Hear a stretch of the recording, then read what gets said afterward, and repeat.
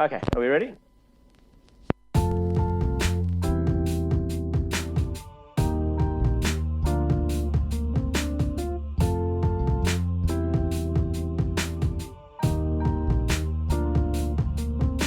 G'day, welcome to episode 2 of Ben and Ken Like Records. This episode's theme is Desert Island Discs. Ben, what have you brought along today? I have brought along the Beach Boys' Friends album from 1968. Wow. So, what are the vitals on that album? Okay, this album comes after Pet Sounds, which was, and I'm going to refer to my notes just so I don't get crucified by diehard Beach Boys fans.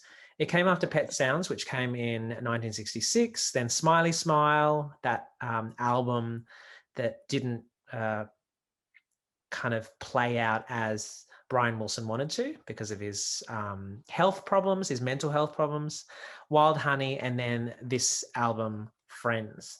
I describe it as their like mindfulness album. They were dabbling with Transcendental Meditation. They kind of had diminishing success. They were no longer the Beach Boys who sang about surfing all the time. And so it really does capture lo-fi, meditative Beach Boys. I'm going to be totally honest. I don't know much about the Beach Boys, so I'm about to be the one crucified by Beach Boys fanatics. I've never seen that album ever. I got into the Beach Boys around university time. I discovered Pet Sounds, I think, through the Rolling Stones' top 200 albums of all time. I then listened to as much as I could. I really loved Pet Sounds and also the Smiley Smile album, which is actually quite bonkers when you listen to it. I think the one they released later when Brian Wilson realized his dream is a lot more refined.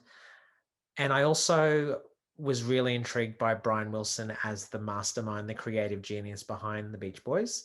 And I think the pivotal documentary that I saw, which, really intrigued me, was I Just Wasn't Made for These Times, which is a black and white documentary by Don Was from Was Not Was. And it just made me really intrigued about Brian Wilson. I suppose the Beach Boys, obviously, their hits like California Girl and Barbara Ann. All of those. This is quite different. There is obviously throwbacks to that. However, it is quite a lo-fi, chilled out album. And I took the theme really literally. I imagined, what would I want to listen to if I was stranded on an island?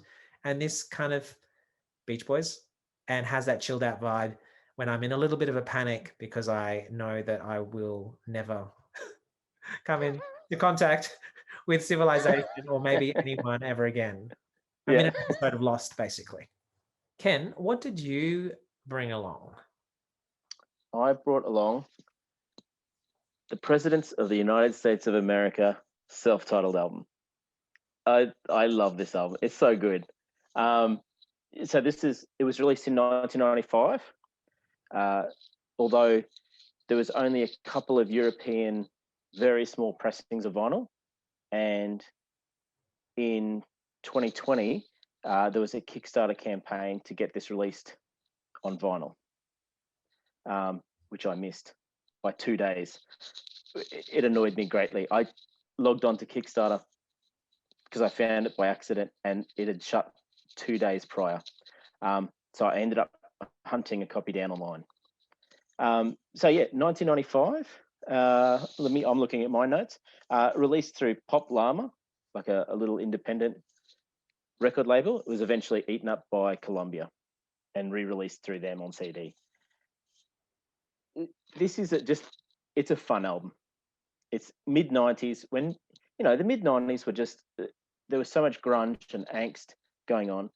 And the Presidents were just this antidote to the grunge and depressing music that was around at the time. That was just ridiculous and fun and just this absolute blast, which is why I chose it for Desert Island Discs. it only runs 38 minutes. The entire album runs 38 minutes, and I sing along to every single song. It's just fun. If I need to pick me up, this is my go-to. Yeah, that's why I chose it for Desert Island Discs. Fantastic. That is like, seminal growing up kind of music right there. Yeah. The similarities I feel with my album is that it is short and sweet as well. And there's only 2 songs that go over 3 minutes. All of them sit around the 2-minute mark. So in terms of pint-sized pop, I think there is some similarities with the President's album because everything's short and sweet. Yeah. As I like that they're both poppy fun. Yours is very like chilled out, relaxed. And it's just fun for the sake of being fun, which I think a lot of people throw away as being like a comedy band or something like that. But I actually don't see the problem in something being made just for fun. Yeah, that's why I like it. So Ken, what are the standout tracks on the album? Well, it's hard to choose because I get a kick out of pretty much every song on the entire album. If I had to choose one or two, Peaches, it's a classic track. It's a fun sing-along track, and Naked and Famous, the last song on the album. It's a fun ending to the album. So there's also a cover of MC5's "Kick Out the Jams." Actually, a lot of people cover that song. I know Rage Against the Machine covered it as well, and it seems like the covers are more famous than MC5. I think a lot of people try to boost the profile of MC5 by redoing their songs. So, what about your album, Friends by the Beach Boys? What are the standout tracks for you? Well, Ken, you don't know anything about this album, so I almost want to go through and just read through the track list names because you get a sense of the vibe. It starts with Meant for You, which is like a dedication almost. It's very short at 38 seconds. Friends, which is a little bit cheesy, but it's kind of fun. Wake the World, Be Here in the Morning, When a Man Needs a Woman, Passing By. And then you've got side 2, and this is where their Transcendental Meditation vibe is coming through. Annalie the Healer, great title. Little Bird and Be Still, which are 2 Dennis Wilson tracks, which I actually love. I think Dennis Wilson, the drummer, was quite downplayed. He also eventually had some associations with Charles Manson, and there was a co-write. Really? Yeah, but I'm not going to get into that. Google it, people. Then there's Be Still, Busy Doing Nothing, Diamond Head, and finally, if it wasn't already quite obvious, the final track is called Transcendental Meditation. Oh, wow. Yeah. That's a lot of tracks to squeeze on. Yeah, like you said, it doesn't run very long, but it's a lot of short tracks. And they are, again, I feel like they demonstrate what a genius Brian Wilson was. Some of them feel like outtakes to Pet Sounds. They definitely have that quality. And then there's a song called Diamond Head, which is almost like, hey, we're still the Beach Boys, but this is like down-tempo Beach Boys. And it almost sounds like sitting on the beach in Hawaii. There's actually the sound of waves. And it's not the poppy Beach Boys like girls and bikinis and surfing. It's really like we're sitting on the beach and I'm chilling out. And maybe that was a state of mind. And I think it was a state of mind of the Beach Boys at that time, especially with Brian, that he was really needing to go underground after his masterpiece Smile didn't work out, and also Pet Sounds wasn't received as highly as he'd anticipated. So you said it was 1968, didn't you? Yes. So that's around the same time as Magical Mystery Tour? Yeah. So I think so that sort of transcendental, like esoteric, moving your mind to other places vibe was fairly prolific in pop music. Yes. And it's not a psychedelic album. It just really kind of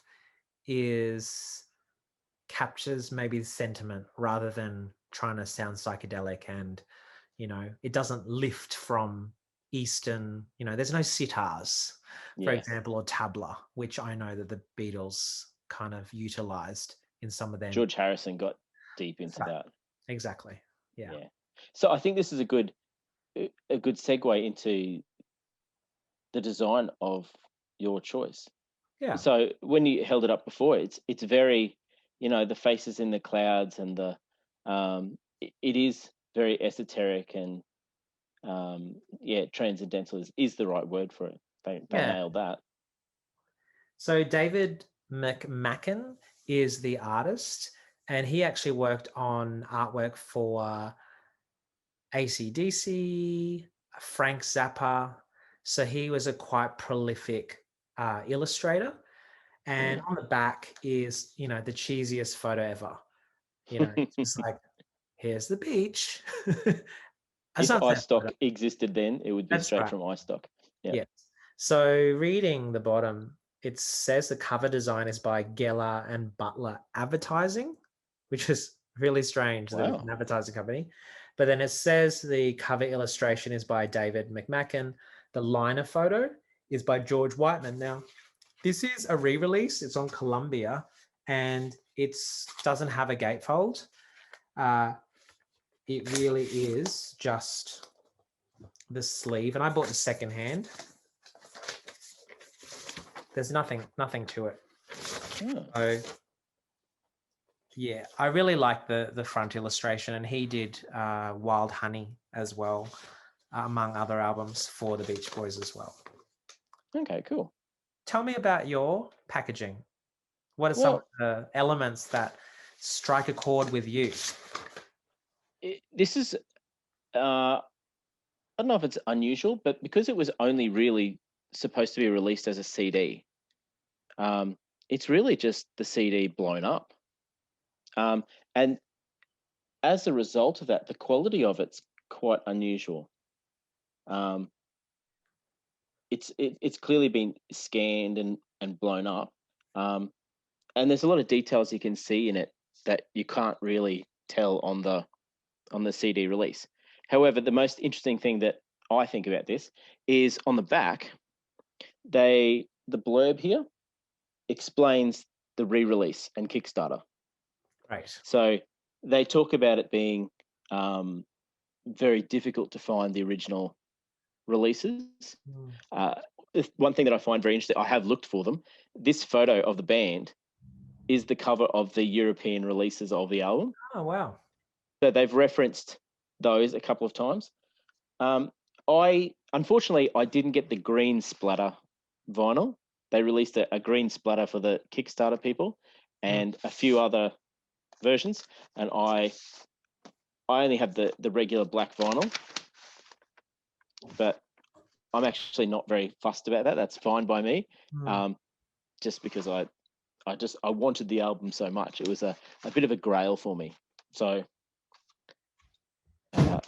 I'm not upset that I got the black vinyl only.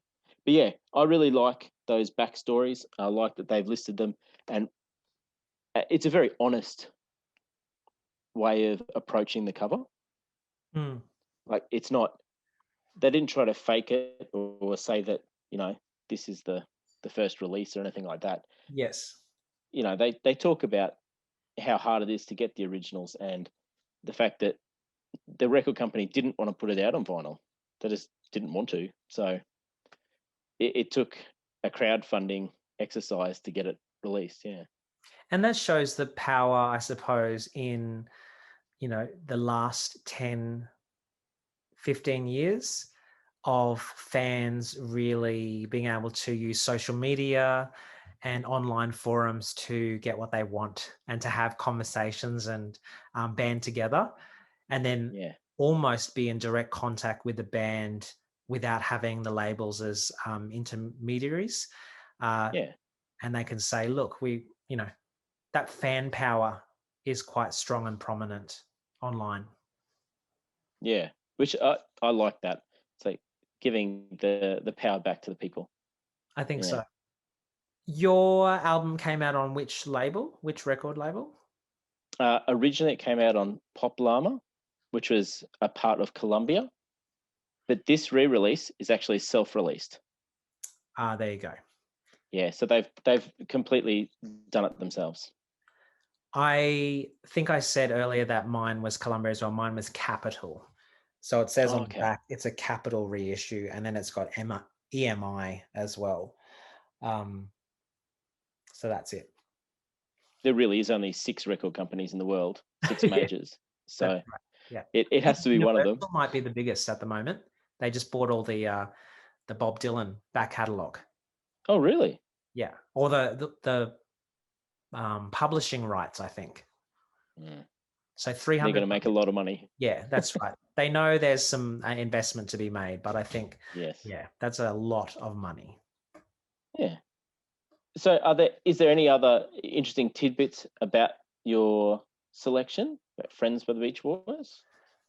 So I suppose when I actually listened to this album twice because it's so quick in succession before we got together today. And I feel that album experience is really strong. Needing to listen to it in its entirety feels really right for this album. And I think taking tracks out of the order that they were that they had in mind really does take away from the flow of the album, and especially because it's so short. So I think it cemented it for me, and being able to listen to a album so quickly. And I think, 77-minute CDs and those longer albums now are almost kind of like the 2-hour, 2.5-hour movies we have now. And you're like, you could have edited. So it didn't need to be an hour. Like, I think because of the studio constraints and also their labels, like 35, 38 minutes was totally okay. Yeah. I think my selection, the 38 minutes, came from a different it came from a different place. I really get the feeling that, and the sarcastic nature of a lot of the lyrics in the songs, like there's the song "We're Not Going to Make It." I think it's because it's a first album. They've worked together for years and they've really honed their songs, and I think they just packed it down into this tiny time frame, and they put their absolute gold together because I think maybe they had in the back of their mind they weren't going to get another chance at this. Like they weren't even confident that they were going to continue to be a successful band. So their first album better darn well be a good one. I really get that. That's the vibe that I get from this. And to be quite frank, the albums that came after it are nowhere near as good. And again, I think there's lots of similarities. The conciseness of these pop songs, some of them are kind of stream of consciousness in lyrics, almost like a list. There's one called, I think it's Busy Doing Nothing. And it almost is like a listicle meets a Google map kind of instructions, because he's basically saying turn left, then go down the street, and you'll see this house. And even though it feels like it's content heavy, it really is just pop. And I think, we could have called this theme this week pint-sized pop, because there is a similarities between these albums in terms of while the Beach Boys album there might be an urgency because their careers are on the wane, they also feel long, and there is that mindful kind of meditation feel to it, which I find would be a perfect escape if I was stranded on a desert island. Kim Tile from Soundgarden, he appears on this album, which I think is quite funny because it is the antidote to so much of that angsty, Soundgarden-esque Seattle sound type music. I find that quite amusing that he's, one of the key players in that scene appears on the total opposite release. I think that's quite interesting. Yeah. And similarly, as you mentioned before, the Beatles were dabbling in meditation, as were the Beach Boys. So I really like that point in time. The scene, the zeitgeist was, to better yourself. Here you've got the grunge movement kind of getting together. They're all buddies. They might be on the same tour bills, for Lollapalooza and other festivals in the US. So I really like that kind of insider, those, just that they might have been mates and friends. Yeah. Well, I think that's Desert Island Discs. And I think we've done it in record time, and I've limited my use of ums. I'm really proud of myself.